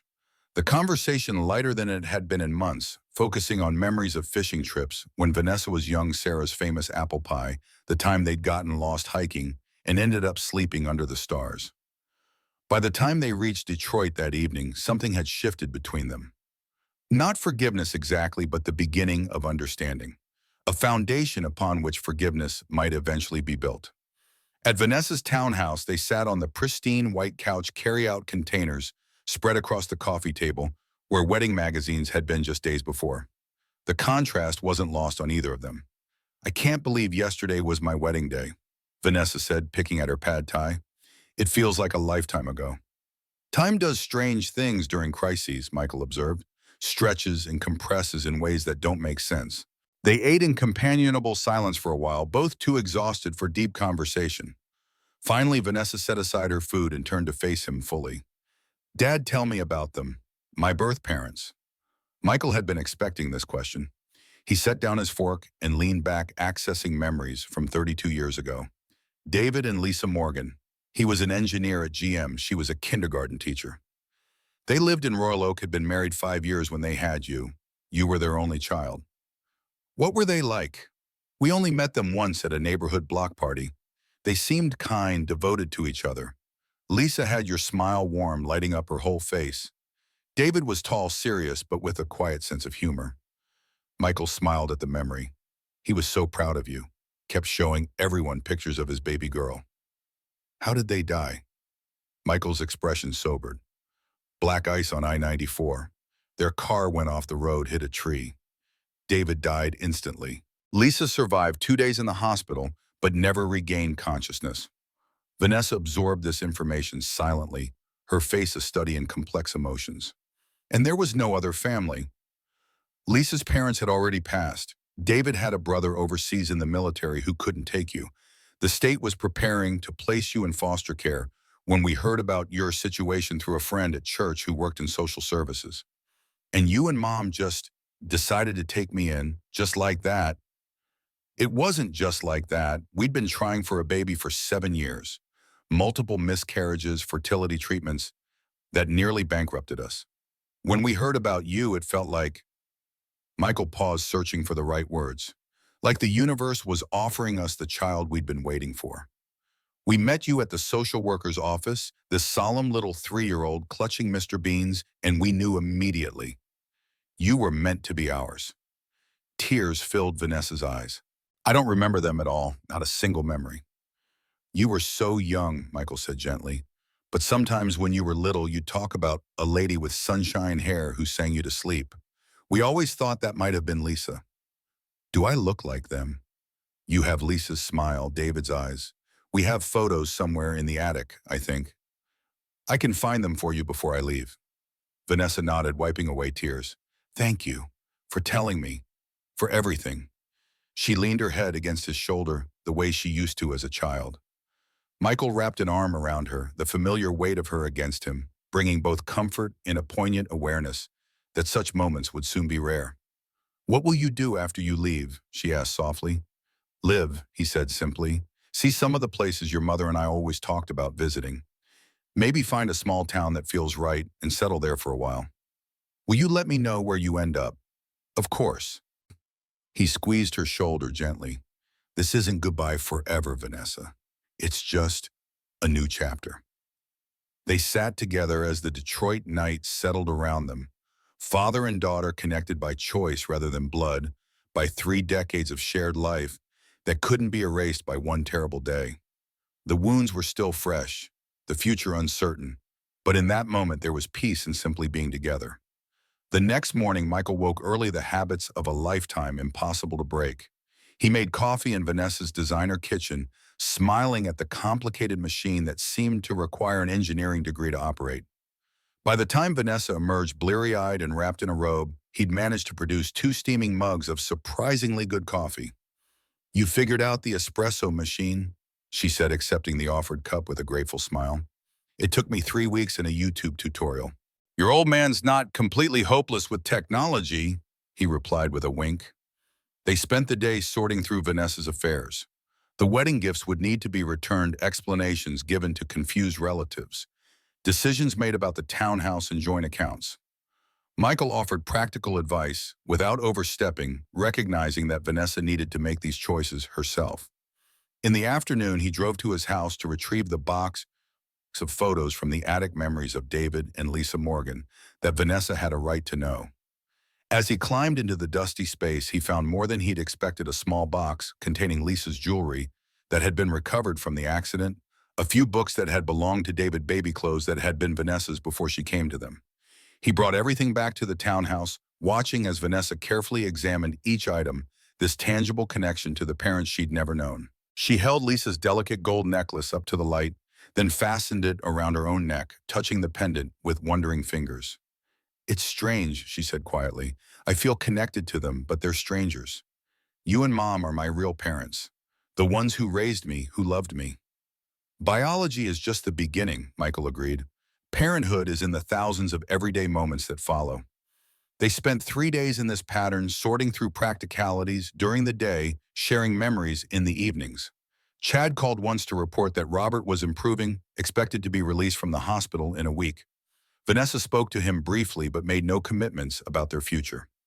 On the fourth morning, Michael packed his truck while Vanessa pretended not to notice the finality of his actions. They'd both known this moment was coming, but that didn't make it easier. "I made you something," she said when he came back inside, handing him a small wrapped package. "For your journey." He unwrapped it carefully to find a leather-bound journal, the cover embossed with his initials. Inside, the first page held an inscription in Vanessa's elegant handwriting. "To my father, not by blood, but by choice. May your new beginning bring you the Guarin peace you deserve. All my love, Vanessa." "It's beautiful," he said, genuinely touched. "Thank you. I thought you could write about your travels. Maybe even send me pages sometimes, so I can see the world through your eyes." "I'd like that," he said, tucking the journal carefully into his jacket pocket. The moment of departure could no longer be delayed. They stood in Vanessa's driveway beside his loaded truck, the morning sun casting long shadows across the manicured lawn. "Where will you go first?" she asked, her voice steady despite the tears in her eyes. "South, like I said. Maybe stop in Louisville for a day or two, then Nashville. After that, who knows? I'll let the road decide." She nodded, attempting a brave smile. "Call me when you get where you're going. Let me know you're safe." "I will." He hesitated, then pulled her into a tight embrace. "I love you, Vanessa. That has never changed and never will. Remember that." "I love you too, Dad." She clung to him for a moment, then stepped back, wiping away tears. "This isn't goodbye. It's just until next time." "Until next time," he agreed. The truck started with its familiar rumble. Michael adjusted his mirrors, catching a final glimpse of Vanessa standing in the driveway, one hand raised in farewell. He returned the wave, then pulled away, steering toward the interstate that would carry him south. As Detroit receded behind him, Michael felt a complex mixture of emotions: sadness at what he was leaving, excitement for what lay ahead. The weight of betrayal had lightened, not completely gone, but no longer crushing. In its place was a cautious optimism, a belief that both he and Vanessa could rebuild their lives in new and better ways. The highway stretched before him, a ribbon of possibility. In his pocket, the journal Vanessa had given him pressed against his heart, a tangible reminder that some bonds remained unbroken despite everything. Michael turned on the radio, letting the music fill the cab as he crossed the Ohio-Washington line for the second time that week. This time, though, he wasn't running away from pain, but moving toward possibility. 68 years old, a lifetime behind him, yet still time for new beginnings. The road unwound beneath his wheels, carrying him forward into whatever awaited in the next chapter. He was Michael Reeves, retired Ford worker, widower father by choice rather than biology. And for the first time in decades, he was also simply himself, free to discover who that might be. The sun shone brightly overhead, illuminating the path ahead. Michael smiled and pressed the accelerator, eager to meet whatever waited beyond the horizon. 3 months later, a postcard arrived at Vanessa's Detroit mailbox. The front showed a sun-drenched beach with palm trees swaying against a perfect blue sky. The back held a brief message in Michael's distinctive handwriting. "Found my place. Rented a small house near the ocean. The fishing is good and the sundays are better than anything I could have imagined. There's an extra bedroom if you ever want to visit. All my love, Dad." Below his signature was an address in Savannah, Georgia. Not an ending, but the beginning of something new. A bridge between past and future, between hurt and healing, between a father and daughter finding their way back to each other one step at a time. Vanessa traced the words with her finger, a smile breaking through her tears. She reached for her phone and dialed. "Dad, it's me. I got your postcard." 6 months after that first postcard, Vanessa stood on the weathered deck of a small beachfront cottage, watching the Atlantic waves roll lazily onto the shore. The morning sun cast a golden glow across the water, promising another warm day in Savannah's mild winter. "Coffee?" Michael emerged from the cottage, two steaming mugs in hand. "Thanks, Dad." She accepted the offered cup, warming her hands around its ceramic surface. This was her third visit since Michael had settled in Savannah. The first had been tentative, a weekend filled with careful conversations and uncertain moments. The second, over Thanksgiving, had felt more natural, with fewer awkward silences and more genuine connection. Now in early February, she'd come for a full 2 weeks, the longest they'd been together since the wedding disaster. Her life in Detroit had been dismantled. Piece by piece, the townhouse sold. The divorce finalized her marketing position, resigned in favor of freelance work that could be done from anywhere. Freedom she was discovering had multiple definitions. "Sleep well?" Michael asked, settling into one of the weathered Adirondack chairs that faced the ocean. "Better than I have in months," she admitted, joining him. "There's something about the sound of the waves. It heals something inside you," he agreed. "That's why I chose this place. Every morning feels like a fresh start." Michael looked healthier than she'd seen him in years. His face had taken on a sun-kissed glow. The worry lines around his eyes softened. He'd let his hair grow a bit longer, and the southern climate had encouraged him to trade his Detroit flannel for light cotton shirts that seemed to hang more comfortably on his frame. "You seem happy here," she observed. "I am." He gazed out at the horizon where the blue of the sky met the deeper blue of the ocean. "For the first time since your mother died, I feel at peace." They sipped their coffee in companionable silence, watching a pair of pelicans dive for their breakfast in the shallow waters. "I've been thinking about something," Vanessa said finally. "Something important." Michael turned towards her, giving her his full attention. This was different from the distracted, half-listening that had characterized their relationship in recent years. Here, without the distractions of Detroit and its associated memories, he seemed more present, more engaged. "I want to find them," she said. "My birth parents' graves. I want to visit to see where they're buried." Michael nodded slowly. "I wondered if you might. They're in Oakland Cemetery in Royal Oak. Nice spot under an old maple tree. You've been there, Bam. Your mother and I used to go every year on the anniversary of the accident. Bring flowers. Say thank you." He looked at her, his expression gentle. "They gave us the greatest gift we ever received." Tears pricked at Vanessa's eyes. "Would you go with me when I visit?" "Of course." He reached across the space between their chairs, taking her hand in his. "Whenever you're ready." The moment felt significant, a bridge being rebuilt between them, stronger than before, because it now stood on a foundation of truth rather than concealment. "I've been offered a job here," she said suddenly. Michael's eyebrows rose in surprise. "In Savannah, a small marketing firm downtown. The owner saw my portfolio online, reached out last month. I interviewed over video chat, but they want to meet in person before making a final decision." "And you're considering it, moving here permanently?" She nodded. "I need a fresh start, Dad. Detroit has too many memories now, too many reminders of mistakes and regrets." "What about your friends there? Your life?" "The people who matter will visit. As for my life," she shrugged, a gesture reminiscent of the teenager she'd once been, "I'm reinventing it just like you did." Michael looked at her thoughtfully. "Are you doing this for yourself or for me? Because if it's for me, it's for me." She interrupted firmly. "Mostly. But yes, being closer to you is part of it. These past months have shown me what I almost lost forever. I don't want to make that mistake again." "As long as you're sure," he said. "I'd love having you nearby, but not if it's holding you back from what you really want." "What I really want is to be happy," she said simply. "And I haven't been happy in a long time. Not until I started visiting you here." The admission hung between them, honest in a way their conversations rarely had been before the wedding disaster. Vanessa had spent years crafting a perfect external image: successful career, affluent lifestyle, prestigious connections. Only now could she admit how hollow it had all felt. "The interview is tomorrow," she continued. "If they offer me the position, I'm going to take it." "Then I hope they do," Michael said, raising his coffee mug in a small toast. "To new beginnings, for both of us." They clinked mugs, the ceramic making a dull sound unlike the crystal champagne flutes at the ill-fated wedding reception. This celebration was quieter, more genuine, and infinitely more meaningful. Later that morning, they drove into downtown Savannah, the massive oak trees draped in Spanish moss creating natural archways over the historic streets. Michael had business at the bank, while Vanessa wanted to explore the area that might soon become her home. "Meet you for lunch at that seafood place you like," she suggested as he parked near the town square. 1 o'clock, he agreed. Good luck finding an apartment.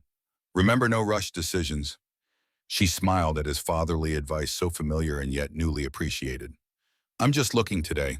No lease signings, I promise.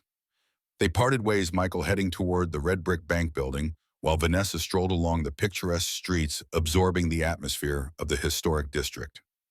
The real estate agent she had arranged to meet was waiting outside a restored Victorian building 3 blocks from the waterfront. Ms. Reeves, I'm Amanda Collins. We spoke on the phone. The woman was perhaps 10 years older than Vanessa, dressed in the polished yet relaxed style that seemed to characterize Savannah professionals, less formal than Detroit, but still put together. Call me Vanessa, please, she said, shaking the agent's offered hand. Thank you for making time on such short notice. My pleasure. I have 4 properties to show you today, all within walking distance of the business district. The first is right here. The apartment was on the 2nd floor of the Victorian, a spacious 1-bedroom with original hardwood floors, tall windows, and a small balcony overlooking a courtyard. High ceilings gave it an airy feel, while the updated kitchen offered modern conveniences without sacrificing historic charm. It's beautiful, Vanessa admitted, running her hand along the marble countertop. So different from her sleek, contemporary townhouse in Detroit, yet somehow it felt more like home already. The owner is asking $600 per month, which is reasonable for this area, Amanda explained. Utilities not included, but the building was recently insulated, so heating and cooling costs are manageable. Vanessa nodded, making mental calculations. With her savings and expected salary from the new position, if she got it, the rent would be comfortable rather than stretching her budget. Another difference from Detroit, where she'd always chosen the most expensive option available, often beyond what she could reasonably afford. They visited 3 more apartments, each with its own character and appeal, but Vanessa found her thoughts returning to the first. Its warm wooden floors and abundant natural light reminded her somehow of the house where she'd grown up, Michael and Sarah's modest ranch that had always felt safe and welcoming. They're all lovely, she told Amanda, as they concluded the tour, but I think the Victorian might be the one. Can I let you know tomorrow? After my job interview. Of course, Amanda smiled. It just came on the market yesterday, so you have a little time. But properties like that don't stay available long. They parted with a handshake, Amanda heading back to her office, while Vanessa made her way toward the waterfront to meet Michael for lunch. The February air was mild compared to Detroit's bitter cold, allowing her to walk comfortably in just a light sweater. The seafood restaurant overlooked the Savannah River, its outdoor deck providing views of massive container ships making their way to and from the port. Michael was already seated at a corner table, studying the menu with the concentration he once applied to Ford engineering schematics. The red snapper is excellent, he said as she joined him. Caught fresh this morning, according to our server. You've become quite the seafood expert, she teased, settling into her chair. A far cry from the man who thought fish came exclusively in stick form. He laughed, the sound freer and more genuine than she remembered from their Detroit days. Your mother would be shocked. She tried for years to get me to eat anything beyond fried catfish. The casual mention of Sarah no longer brought immediate grief.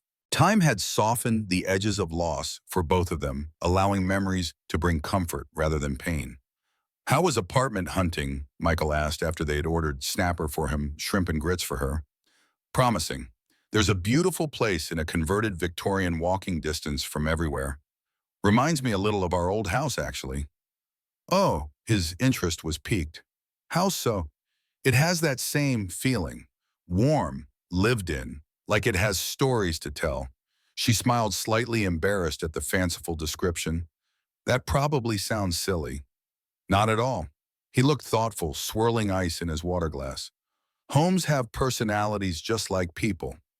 Some feel right immediately. Others never quite fit no matter how expensive or impressive they are. Like her Detroit townhouse, she thought but didn't say. All that money spent on designer furniture and state-of-the-art appliances, yet she'd never felt truly at home there. I'm not making any decisions until after tomorrow's interview, she assured him. But if they offer me the job, I think I'll take that apartment. Moving pretty quickly, he observed, not critically, but with genuine interest. When you know, she replied. That's what you always said about meeting Mom, remember?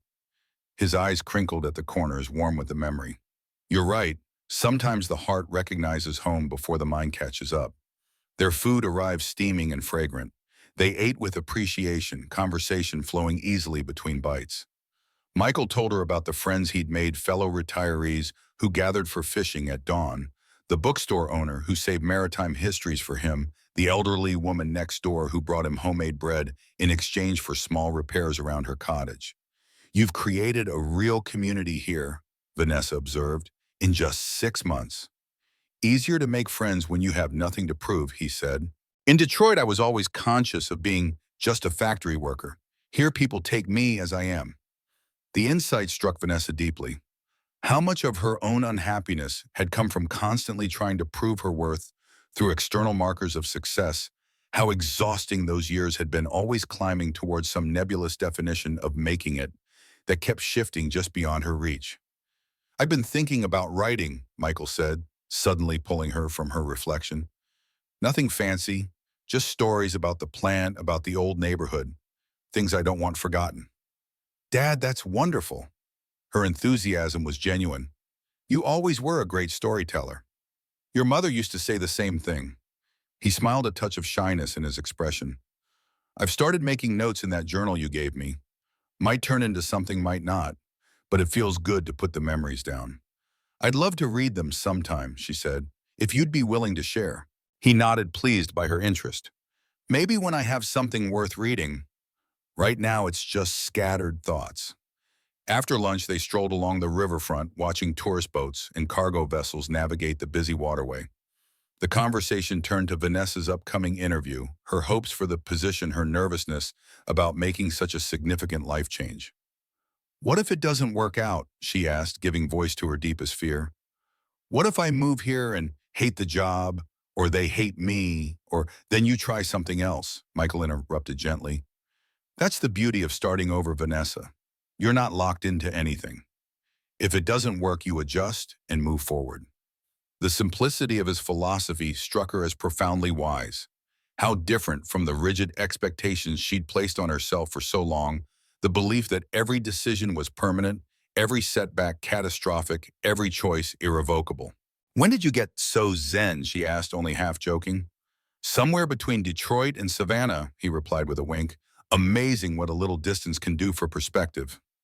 That evening, as Vanessa prepared for her interview, Michael sat on the deck watching the sunset paint the ocean in shades of orange and pink. The journal she'd given him lay open on his lap, his pen moving steadily across the paper as he captured the day's events. He wrote about lunch by the river, about Vanessa's excitement over the Victorian apartment, about the possibility of her moving to Savannah permanently. But mostly he wrote about the slow healing that was happening between them. The careful rebuilding of trust, the rediscovery of the father-daughter relationship that had nearly been destroyed. Sarah, he murmured to the darkening sky, I think we're going to be okay. The next morning, Vanessa emerged from her room in a navy blue dress that managed to be both professional and appropriate for Savannah's relaxed business culture. Her hair was pulled back in a simple knot, her makeup minimal but precise.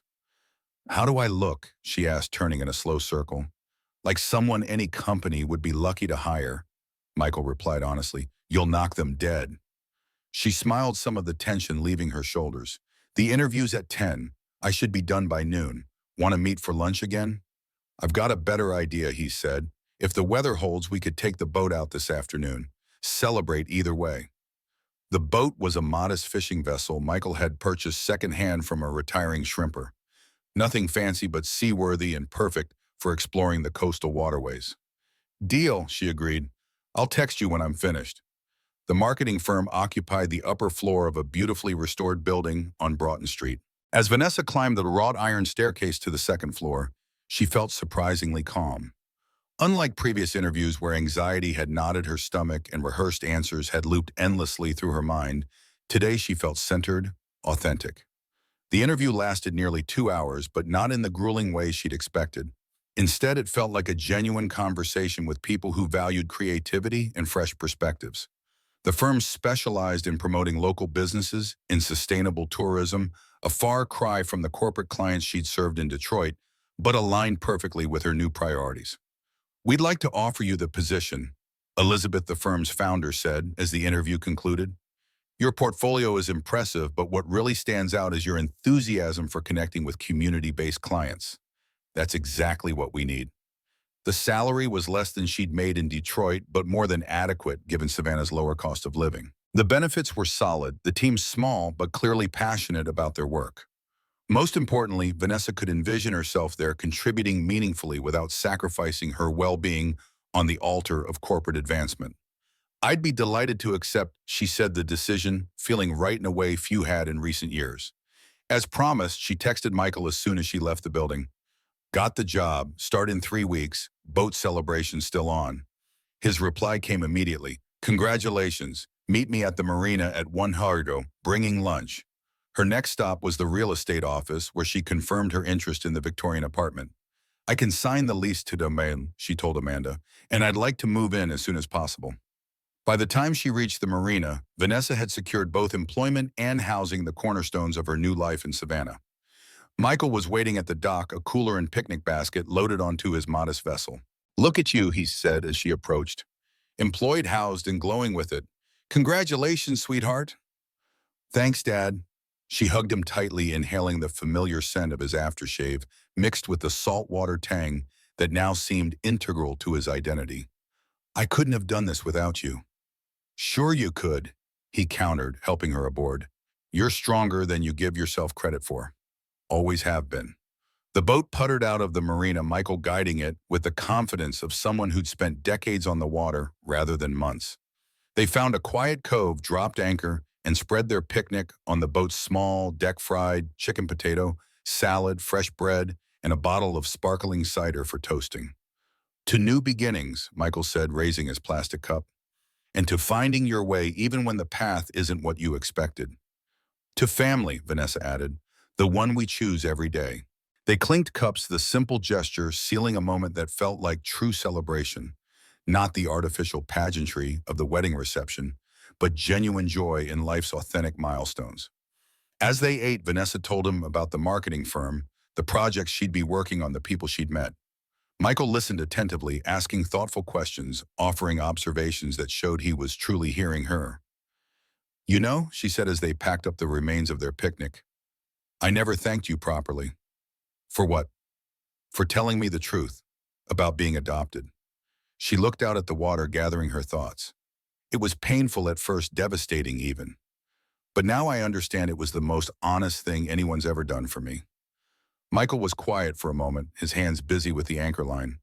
I should have told you years ago, he said finally. Your mother and I always planned to when the time was right. Then she got sick, and afterward, I was afraid of losing you too. You almost did, she acknowledged, but not because of the adoption, because I forgot what really matters. They sat side by side on the boat's small bench, watching seabirds circle overhead.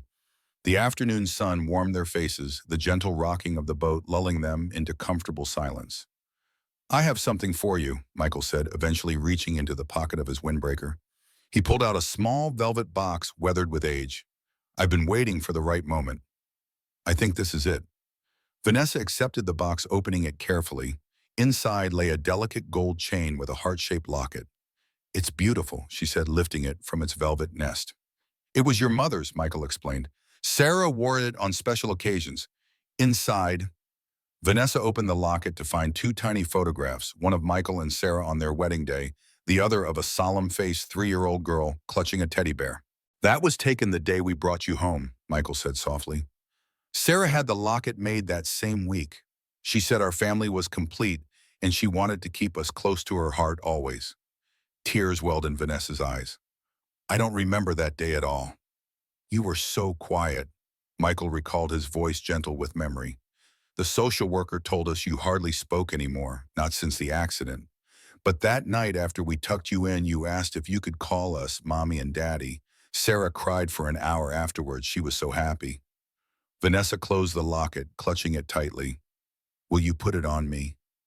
Michael fastened the delicate chain around her neck, his weathered hands surprisingly deft with the tiny clasp. There, he said, it belongs with you now. The locket rested against her collarbone, the metal quickly warming against her skin. It felt right there, as if a missing piece had been restored. Thank you, she whispered, for everything, for choosing me, for loving me even when I didn't deserve it. That's what parents do, Michael said simply. The real ones anyway. As they headed back toward the marina, the setting sun painting the water in shades of gold and crimson, Vanessa felt a sense of completion she hadn't experienced in years. The journey from Detroit to Savannah had been painful, filled with loss and revelation, but the destination was proving worth every difficult step. 3 weeks later, on a mild March morning, Vanessa officially moved into her Victorian apartment. Michael helped carry boxes up the narrow staircase, arranging furniture, according to her directions, hanging pictures on walls still bearing the ghost marks of previous tenants' lives. Unlike her Detroit townhouse with its carefully curated designer pieces, this home was taking shape organically. Some furniture came from Michael's cottage pieces he no longer needed. Other items were found in Savannah's antique shops and flea markets, objects with history and character, rather than showroom perfection. "That's the last box," Michael announced, setting a carton labeled kitchen on the counter. "What's next on the agenda?" Honestly, Vanessa surveyed the organized chaos around them. "I think we deserve a break. Walk to that cafe on the corner for lunch." They strolled through Savannah's historic district, the city that was becoming home to both of them in different ways. Conversation flowed easily, punctuated by comfortable silences that no longer needed filling. "I got a call from Chad yesterday," Vanessa said as they waited for their sandwiches. "He's selling the Detroit house, moving to Chicago for a new position." "How do you feel about that?" Michael asked, studying her face for signs of regret. Relieved mostly. She considered the question honestly. "We tried to make it work, but there was too much damage. Too many lies between us. And Robert, have you heard from him? His recovery is going well, according to Chad. He's back at work part-time." She twisted her napkin absently. "He sent me a letter last week, actually. An apology. Seems sincere." "Do you accept it?" Vanessa considered the question. "I'm working on it. Forgiveness is harder than I expected." "It's a process," Michael agreed. "Not a single decision." Their food arrived, momentarily pausing the conversation. As they ate, Vanessa watched her father really looked at him in a way she hadn't for years before the wedding disaster. The lines around his eyes were gentler, now his posture more relaxed. Savannah had been good for him, just as it was already proving good for her. "You know," she said thoughtfully, "a year ago, if someone had told me I'd be living in Savannah working for a small marketing firm and happier than I have ever been, I would have thought they were crazy." "Life rarely follows the path we expect," Michael replied. "That's what makes it interesting." After lunch, they walked back to her apartment where Michael helped hang curtains in the bedroom before preparing to leave. "Dinner at my place on Sunday," he suggested as he gathered his tools. "I'm trying a new fish stew recipe." "Sounds perfect," Vanessa agreed, walking him to the door. "Thank you for everything today." He hugged her goodbye, the embrace solid and reassuring. "That's what fathers do," he said simply. As she closed the door behind him, Vanessa looked around her new home boxes still, to unpack pictures, to hang a life to build from the ground up. The Sarah's locket rested against her skin, a constant reminder of the parents who had chosen her, loved her, forgiven her. Outside, Savannah continued its leisurely pace, indifferent to one woman's journey from betrayal to redemption. But inside this Victorian apartment, something important had been restored, a sense of belonging, of authenticity, of coming home in the truest sense. Vanessa opened a box marked bedroom and carefully removed Mr. Beans, the worn teddy bear that had traveled with her from her birth parents' home to the Reeves household, and now to this new beginning. She placed him on the windowsill overlooking the courtyard, his one remaining button eye witnessing yet another chapter in her story. "We made it," she told him softly. "We're home." And 3 blocks away, in a small beachfront cottage, Michael Reeves sat at his desk opening the journal his daughter had given him. He began to write not about the past this time, but about the future, a future that now held promise and connection he had once thought lost forever. "Today," he wrote, "feels like the first day of the rest of our lives, and for the first time in longer than I can remember, I'm looking forward to every moment of it."